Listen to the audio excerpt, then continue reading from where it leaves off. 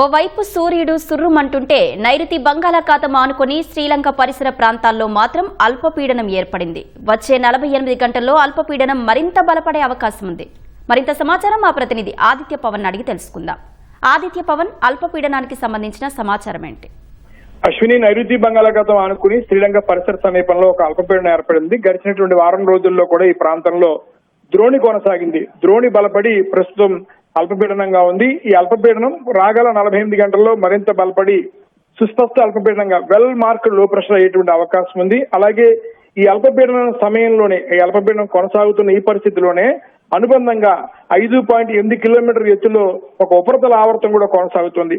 ఫలితంగా ఈ ప్రభావంతో రాగల 5 రోజుల్లో కూడా తేలికపాటి వర్షాలు పడే అవకాశం ఉంది. ముఖ్యంగా కోస్తా ఆంధ్ర పరిసర ప్రాంతాల్లో గంటకు 40 నుంచి 50 కిలోమీటర్ వేగంతో ఎదురుగాలు ఉండే అవకాశం ఉంది. ఆ ప్రాంతాల్లో 1-2 చోట్ల ఎక్కువ వర్షం, అంటే 1-2 చోట్ల మోస్తరు వర్షం కురిసేటువంటి అవకాశం ఉంది. మరోవైపు ఈ ప్రభావం, ఒకవైపు ఎండలు ఉండేటువంటి ప్రభావం ఉంది, ఉష్ణోగ్రతల ప్రభావం కొనసాగుతుంది. కర్నూలు జిల్లాలో 40 సెంటీగ్రేడ్ ఉష్ణోగ్రత కొనసాగుతుంది.